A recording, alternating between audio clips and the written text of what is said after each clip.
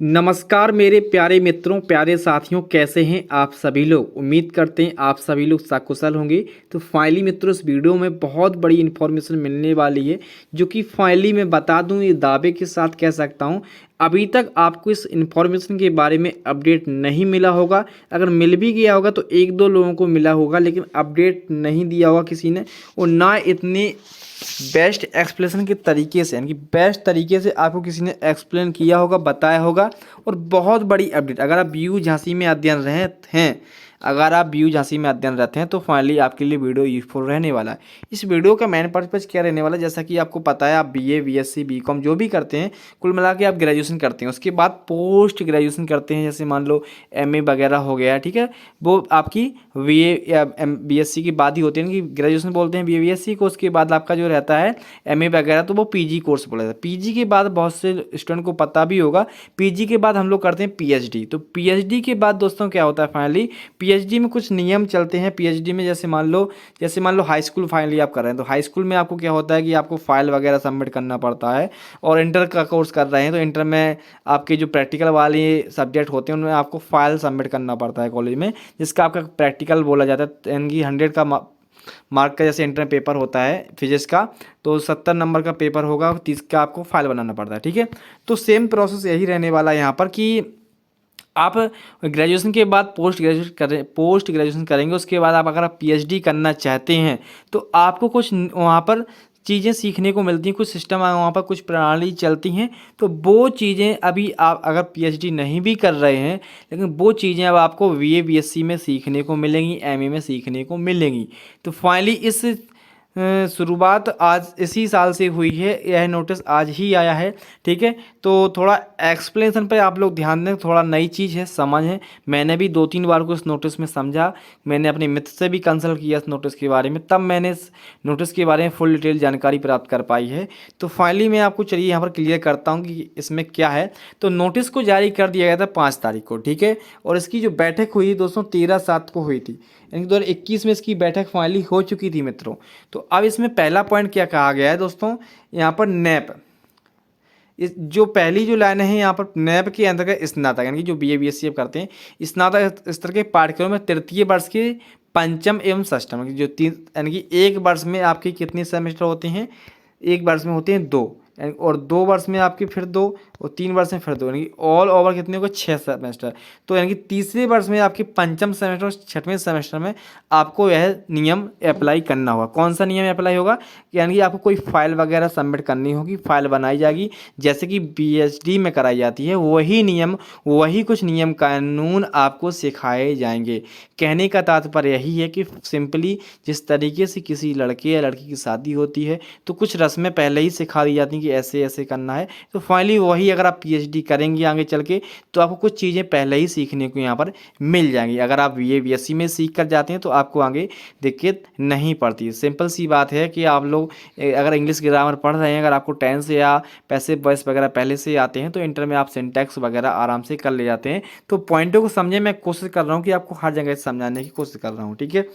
अगला पॉइंट जो कहने वाला है कि स्नातक स्तर के पाठ्यक्रमों में तृतीय वर्ष के पंचम सेमेस्टर में प्रवेश लेने वाले छात्र छात्राओं के लिए प्रमुख 3 मेजर विषयों में से किन्हीं 2 विषयों का चुनाव करना होगा। जैसा कि आपको पता है, जितने भी आपके यहाँ पर मेजर जो सब्जेक्ट होते हैं उसमें 3 होते हैं, तो आपको 2 सेलेक्ट करना होता है, तभी आपका फॉर्म आगे होगा, ठीक है। बशर्ते संबंधित छात्र छात्राओं द्वारा उक्त विषयों का अध्ययन प्रथम द्वितीय सेमेस्टर, द्वितीय वर्ष और द्वितीय वर्ष के बाद तृतीय चतुर्थ सेमेस्टर के मुख्य मेजर विषय के रूप में किया गया होगा, ठीक है। आई होप क्लियर हो गया। तीसरा पॉइंट कोई खास नहीं है। अगला पॉइंट देखते हैं, इसमें क्या कहा गया। शोध परियोजना सभी विद्यार्थियों के लिए अनिवार्य है, जितनी विद्यार्थी सभी के लिए यह करना होगा। एक शोध किया जा रहा है, शोध, ठीक है। इसमें क्या होगा, अभी आपको पूरा क्लियर और कि करना क्या है, और सभी करने से इस जानकारी को पहले से ही प्राप्त कर लो और समझ लो। शोध परियोजना सामूहिक रूप से नहीं की जाएगी, प्रत्येक विद्यार्थी अलग अलग उप विषय या शीर्षक पर कार्य करके इससे संबंधित लघु शोध प्रबंध रिपोर्ट मूल्यांकन हेतु प्रस्तुत करेगा। कहने का तात्पर्य है कि एक क्लास में मान लो यहाँ पर क्लास चल रही है, ठीक है। एक क्लास में मान लो यहाँ पर आपके 40 स्टूडेंट हैं, और यहाँ पर एक कोई टीचर आता है, ठीक है। यहाँ पर कोई टीचर आता है और कहता है कि क्लास में कि आप लोग यहाँ पर मान लो किसी पेड़ के बारे में लिखें, ठीक है, किसी पेड़ के बारे में लिखें। तो आपको ऐसा करने को नहीं बोला जाएगा कि एक क्लास में 40 बच्चे बैठे हुए हैं, यहाँ पर कोई टीचर आता है, टीचर कहता है कि यहाँ पर आप पेड़ के बारे में लिख दें, फाइनली पेड़ वैसे हमने बना दिया और पेड़ के बारे में हमने लिख दिया। तो ऐसा नहीं है, सभी को स्वतंत्रता दी जाएगी कि आप लोग को अपना अपना टॉपिक क्लियर करना है और अपने अपने टॉपिक में अच्छी से अच्छी उसको लिख के आना है। इसमें पेज भी डिस्कस किए कितनी पेज लिख के आना है, कोई इसमें वो नहीं कि बाउंडेशन की आपको क्या, आपको खुद करना होगा, इसमें यही कहा गया। ठीक है, नेक्स्ट वन जो पॉइंट कहता है यहाँ पर क्या कह रहा है, इसमें कुछ मैंने जो इंपॉर्टेंट पॉइंट है वो हाईलाइट कर रखे हैं, वही मैं आपको बता रहा हूँ। शोध परियोजना से संबंधित शोध परियोजना रिपोर्ट, ठीक है, रिपोर्ट कह रहा है कि जो इसका A4 साइज रहेगा, आपका A4 साइज कह सकते हैं, जो फोटो कॉपी वाला पेज होता है उतना आपका A4 साइज हो जाएगा। 30 से 50 पेज तक ही रहेगी, 30 से 50, यानी कि 30 तो मिनिमम है और मैक्सिमम आपके 50 पेज आपको लिखना ही होगा।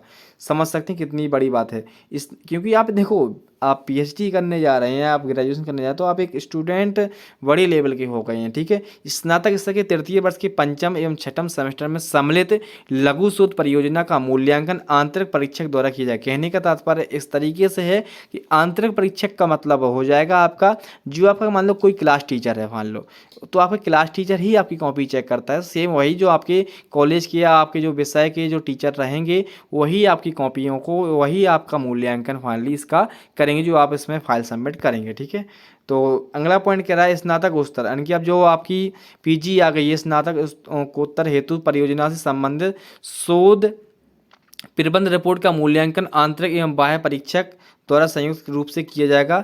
अधिकतम 60 विद्यार्थी तक ही बाह्य परीक्षक रहेंगे, परंतु यदि किसी संस्था में 60 की संख्या से अधिक होगी तो एक से अधिक बाह्य परीक्षक किए जा सकते हैं। ठीक है, तो परीक्षक को बढ़ा दिया जाएगा, ऐसा नहीं कि आपको यहाँ पर मतलब करने को छोड़ दिया जाए, लेकिन नहीं, वहाँ पर परीक्षक बढ़ा जाएंगे लेकिन सभी स्टूडेंट को कराया जाएगा। ठीक है, इसमें और भी क्रेडिट की बात कही गई है। ठीक है, और यहाँ पर स्नातकोत्तर की बात करें तो यहाँ पर उसमें प्रथम सेमेस्टर की, अगर आप MA करते हैं तो MA के प्रथम सेमेस्टर में ही आपको दोस्तों यहाँ पर देखने को मिल जाएगा, यानी कि प्रथम और द्वितीय सेमेस्टर आप सीख जाएंगे, और अगले सेमेस्टर की फोर्थ और थर्ड और फोर्थ सेमेस्टर में आप उसको सबमिट कर देंगे। ठीक है, और इसमें आपका 100 नंबर का पेपर होगा, तो 100 नंबर में आपका जो लघु शोध होगा और 50 का आपका मौखिक टेस्ट होगा, यानी कि 50 का आपका वाइवा हो जाएगा। तो ठीक है, तो इसमें मैं बता दूं कि अभी इस वर्ष से ही इस चीज़ को अप्लाई किया जाएगा, तो आप लोग फाइनली इसमें एक्टिव पहले से ही हो जाएं। इसकी जानकारी मैंने पहले ही दी थी, अभी कोई कॉलेज वालों ने जानकारी आपको नहीं दी होगी। ठीक है, तो मैं पहले ही बता दूँ कि जो PhD वगैरह करते हैं तो उस नियम कानून को आप पहले से सीखने वाले हैं,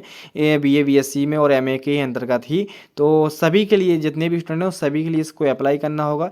ठीक है, अगर आप BA BSc कर रहे हैं तो आपको 5th और 6th सेमेस्टर में देखने को मिलेगा, और अगर मान लो आप MA कर रहे हैं तो फर्स्ट सेमेस्टर में इस चीज़ को देखने को आपको मिल जाएगा। उम्मीद करते हैं आपको दी गई जानकारी अभी कम पसंद आई होगी, मुझे ऐसा लग रहा है, लेकिन आगे जब आपके कॉलेज वाले बताएंगे तो आपको मेरा ही वीडियो याद आएगा, वो दोबारा से इस वीडियो को रिप्ले करके आप लोग सुनेंगे अच्छे से। तो अभी भी कोई बात समझ में नहीं आई होगी, दोबारा से वीडियो को रिप्ले कर लें, यूट्यूब का डाटा फ्री नहीं जाएगा, आपका ख़राब नहीं जाएगा, आप दोबारा सीख लें इस चीज़ों को कि क्या मैंने इसमें एक्सप्लेन किया है। जो भी पॉइंट समझ में नहीं आया उसको कमेंट बॉक्स में लिख के हमें भेज दें, जिससे कि मैं आपको अगले वाले वीडियो में, नेक्स्ट वीडियो में अपडेट कर सकूं।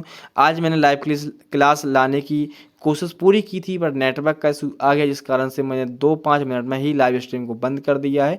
उम्मीद करते हैं दी गई बुंदेलखंड यूनिवर्सिटी की जानकारियाँ आपको बहुत पसंद आती होंगी, जिससे आपको कुछ बेनिफिट भी मिलता होगा। हो सकता है इस नोटिस का एक्सप्लेन हर कोई नहीं कर पाए। ठीक है, और मेरे वीडियो डालने के बाद एक्सप्लेन आपको मिल सकता है अदर चैनल पर, तो मैं किसी की अवेलेबल नहीं करना चाहता हूँ। ठीक है, जो भी है अच्छा है, हर किसी से आपको अगर मदद मिलती है तो बहुत अच्छी बात है।